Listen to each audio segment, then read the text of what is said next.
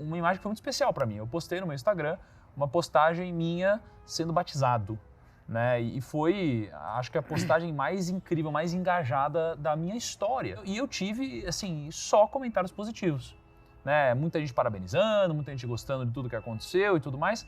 Mas tiveram algumas pessoas, poucas pessoas, que fizeram alguns questionamentos.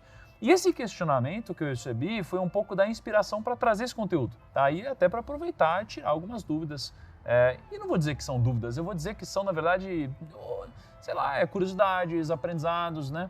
E queria debater um pouco mais sobre isso. E uma das coisas que as pessoas mais me falaram foi o seguinte: ah, legal agora que você é uma pessoa que acredita em Deus e Jesus e sei lá o quê. Quero ver então você pegar todo o seu dinheiro e você doar então. Eu falei, uai? Como assim? Onde está escrito na Bíblia que eu tenho que fazer isso, né? E aí eu separei várias passagens, né? Vários versículos, várias coisas interessantes que falam sobre dinheiro. E eu queria começar perguntando pro Flávio Augusto. Ô Flávio, você acha que ganhar dinheiro é errado, cara? Olha, não vejo, nunca vi, nunca li nada a respeito.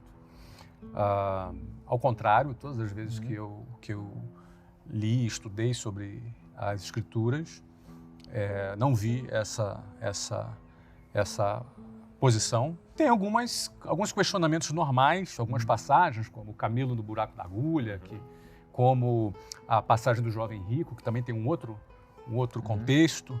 Mas também, por outro lado, tem um personagem que eu gosto muito, que é José de Arimateia, por exemplo, que era um empresário muito bem sucedido, era um cara muito influente, envolvido na política, envolvido também com o judiciário da ocasião, da época, e que foi um personagem muito importante, porque, e aí o Rodrigo pode depois dar muitos detalhes interessantes sobre ele, mas na minha visão, o que me chamou muito a atenção é que Jesus foi enterrado no túmulo dele, né? Um cara que morria pela morte de cruz, aqui na cultura judaica, não era só uma morte, era uma morte vergonhosa, envolvia uma série de coisas, como tortura, e no final das contas o cara morria como indigente, e era comido pelos pássaros, ele não tinha até me corrija as imprecisões, se for o caso, ele não teria um túmulo, jamais, e ele foi enterrado num túmulo de rico. E José de Arimateia, pela influência que ele tinha, ele conseguiu,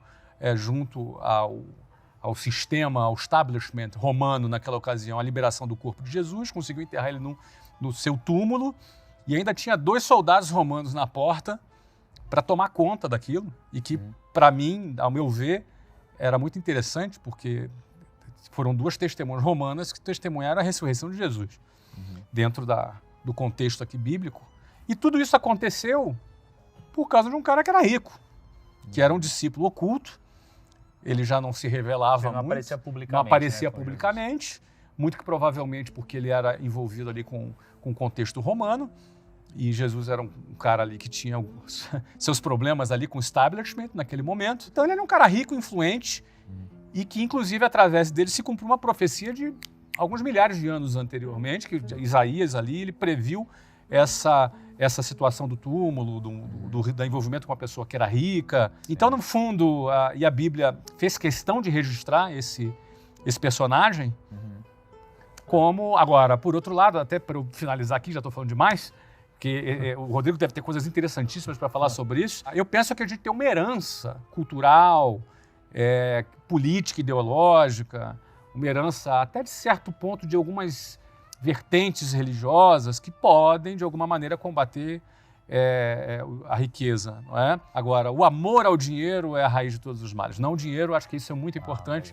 Eu passo a bola para o especialista no assunto aqui. Mas espera, antes de você passar para o Rodrigo, então assim, só para a gente recapitular, né? Eu perguntei, ganhar dinheiro é errado? E é basicamente você mencionou uma passagem onde diz basicamente que alguém com dinheiro fez uma coisa boa, né? Assim, o que era uma morte humilhante, que geralmente passava uma mensagem para os outros, né, acabou se transformando, e a pessoa ficar jogada lá em qualquer canto, acabou trazendo dignidade, né, nesse caso aqui, né, para Jesus, e colocando ele num túmulo, né, uma coisa que ele não iria se não fosse alguém, né, para realmente bancar, né, e de fato que foi o que aconteceu com José de Arimateia. Então o dinheiro aqui fez uma coisa boa, tá? E até aqui é um questionamento interessante, porque as pessoas, elas quase que conectam o dinheiro com coisas ruins, né? E aí eu vejo grandes empresários, não todos, mas muitos deles fazendo coisas boas com o dinheiro, né? E eu imagino que o dinheiro, ele nunca te corrompe, igual muitas pessoas acham. O dinheiro, ele não te obriga a fazer coisas ruins. O dinheiro, ele não mostra o seu pior lado.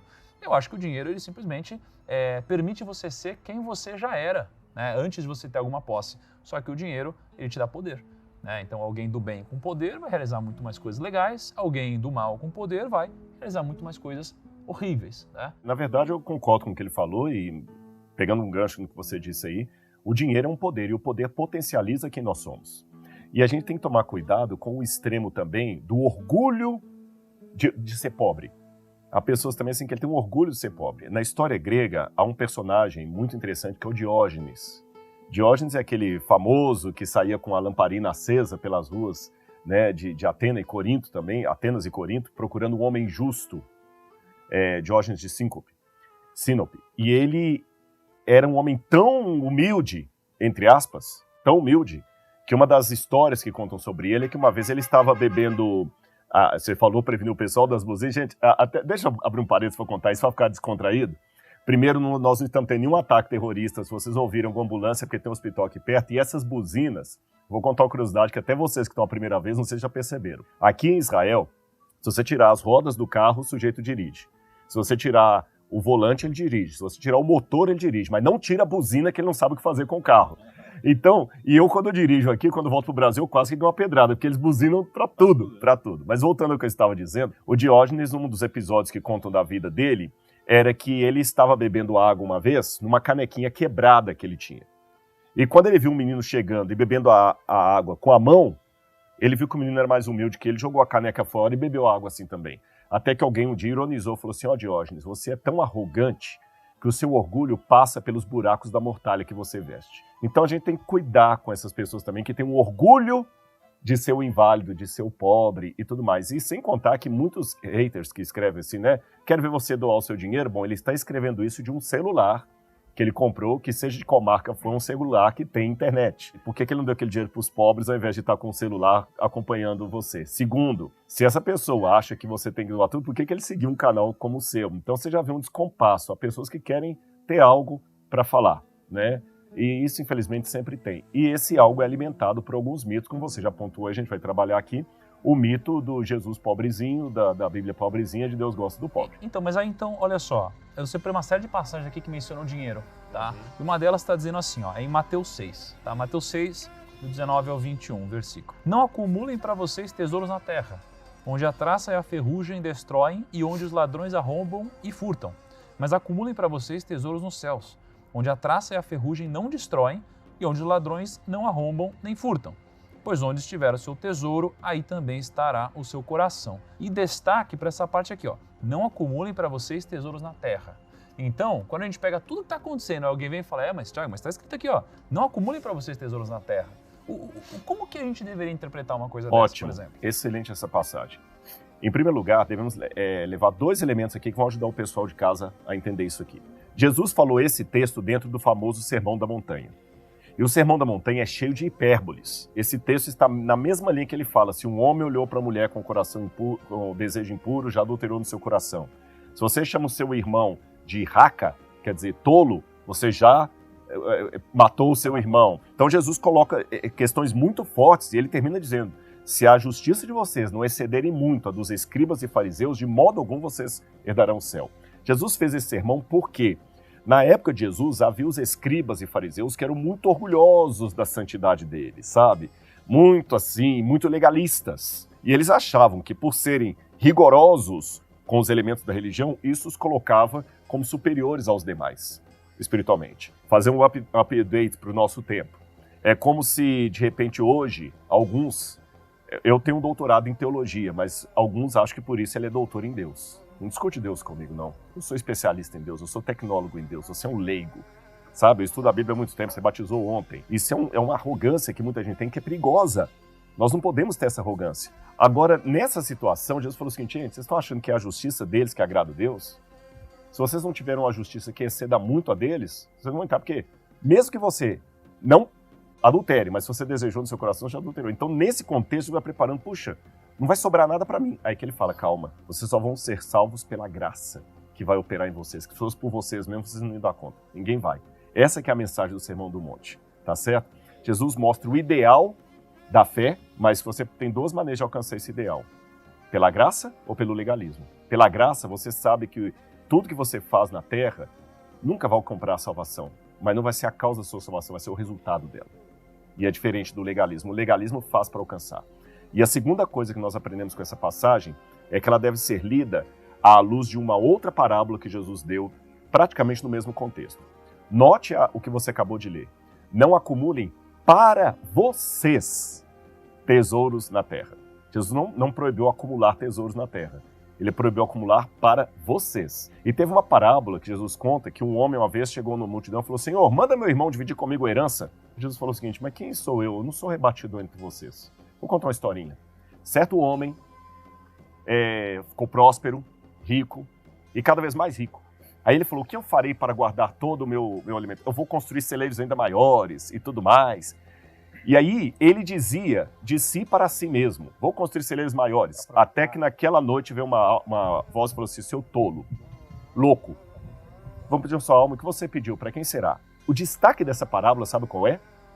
É a expressão, ele falava de si para si mesmo. Lembra que eu acabei de falar agora da buzina?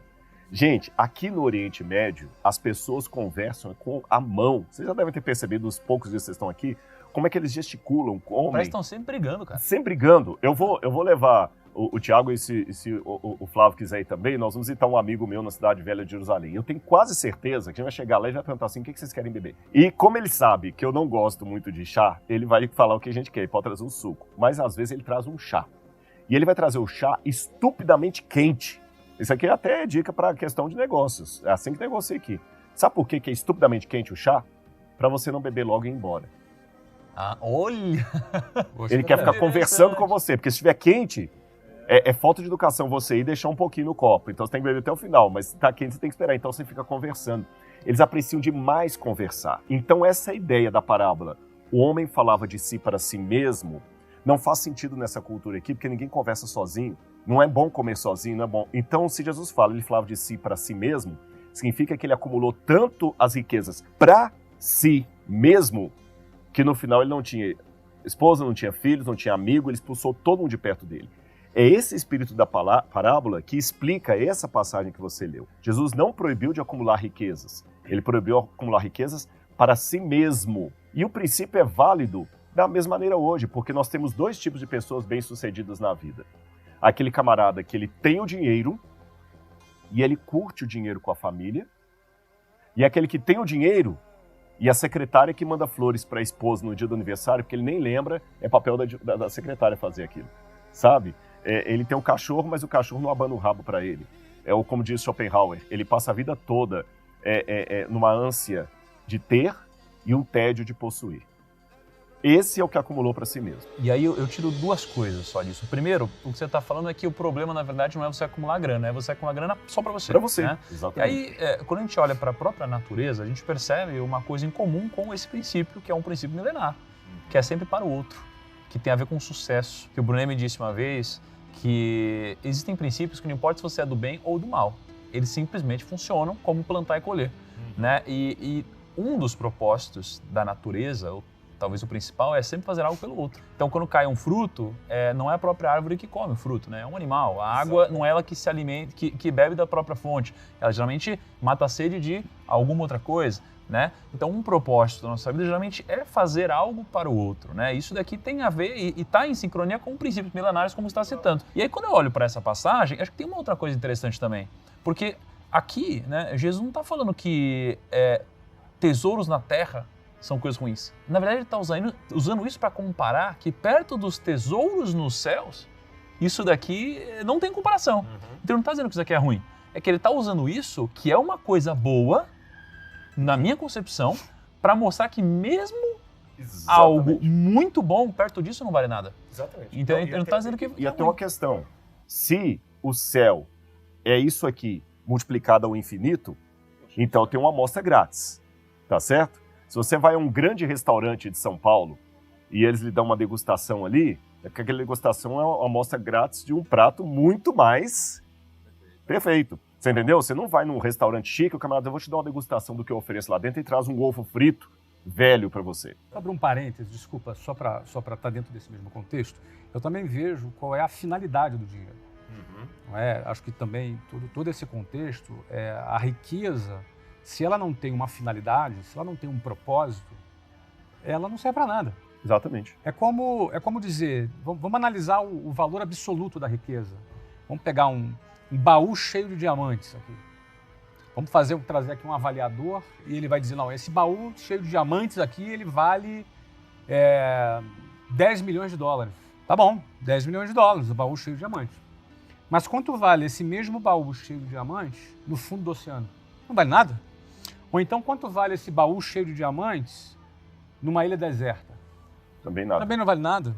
Por quê? Porque qual é a finalidade de um baú cheio de diamantes numa ilha deserta? Um coco vale mais do que um baú cheio de diamante. Você vai comer o coco, vai beber água do coco, você vai sobreviver, você não pode comer o diamante. Não é? Qual é o valor desse baú no fundo do mar, depois de um naufrágio? Também não vale absolutamente nada. Então, a riqueza acumulada que não tem uma finalidade, ela não vale nada também. Ela é só, talvez, um objeto de orgulho para o cara. Eu estou na lista tal, eu sou o cara... enfim, né? Eu penso que quando a gente dá finalidade para a nossa riqueza, e geralmente a finalidade está relacionada a pessoas, né? A começar dos que estão da nossa família, dos nossos filhos, mas também para os nossos amigos, ou para a sociedade. Que finalidade eu posso dar para esse dinheiro para que ele seja riqueza para quem está ao meu redor também? Claro. Então, e aí esse é um outro propósito nesse acumular.